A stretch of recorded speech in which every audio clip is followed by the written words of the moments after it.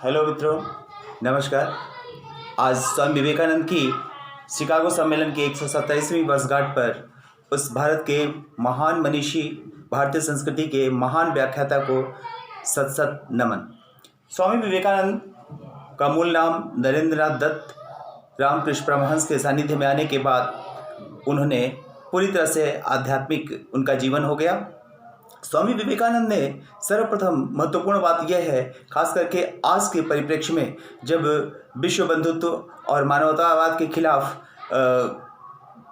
तमाम तरीके की षड्यंत्र चल रहे हैं और आज एटमी युग में दिन प्रतिदिन अंतर्राष्ट्रीय राष्ट्रीय घटनाएं हम लोग को देखने को मिलती हैं, जबकि ऐसा लगता है कि जहां एक फ्रेटर्निटी, भ्रातृत्व, बंधुता और अंतर्राष्ट्रीयता और राष्ट्रवाद दोनों को ही कहीं ना कहीं से कुछ समस्याओं का सामना करना पड़ता है। उस स्थिति में स्वामी विवेकानंद जी और प्रासंगिक हो गए हैं।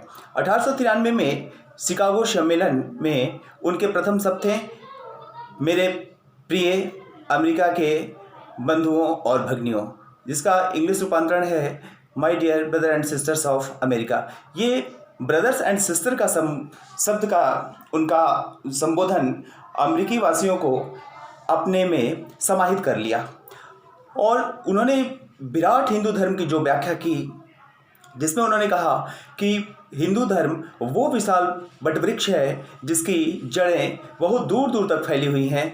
इसकी पत्तियाँ, इसकी शाखाएं कुछ टूट सकते हैं, सूख सकती हैं, लेकिन जड़ इसका इतना मजबूत है कि फिर से नई कोपलें आ सकती हैं। और इस तरीके से हिंदू धर्म की एक विशाल विराट व्याख्या और साथ ही भारतीय दर्शन और भारत की संस्कृति की इतनी विशद व्याख्या उन्होंने की। भारत के संदर्भ में उन्होंने कहा कि हमें गर्व है कि हम उस जन्मभूमि पर जन्म लेने का अधिकार मिला है जिसने, चाहे वो ज्यूज हों, यहूदी हों, चाहे पारसियों हों, सभी को संरक्षण दिया है। महान मानवतावाद के पुरोधा स्वामी विवेकानंद का जन्मदिन 12 जनवरी को युवा दिवस के रूप में मनाया जाता है। उन्होंने युवाओं के लिए विशेष करके कहा कि, और सर्वप्रथम महत्वपूर्ण बात यह थी कि वो युग चेतना से भी जुड़े हुए थे। उन्होंने कहा, जब भारत का स्वतंत्रता आंदोलन चल रहा था, कि आज भारतीयों, ऐसे नवयुवकों की जरूरत है, नवयुवा भारतीयों की जरूरत है जिनके शरीर फौलाद के बने हों, जिनमें एक सिंह की ताकत हो। खुद उनके बारे में रोमेरोला ने कहा है कि उनमें सिंह की शक्ति और हिरन की चंचलता दिखाई देती थी। प्रोफेसर जॉन राइट, जिन्होंने जो बोस्टन यूनिवर्सिटी से थे और जिन्होंने स्वामी विवेकानंद के बारे में एक रिकमेंडेशन लेटर, जिसको कहा जाएगा, बना करके दिया था, लिख करके दिया था, उनका ये विचार था। उन्होंने कहा, क्योंकि उस धर्म सम्मेलन में जाने के लिए स्वामी जी के पास ऐसी कोई भी चीज़, डॉक्यूमेंट्स नहीं थे।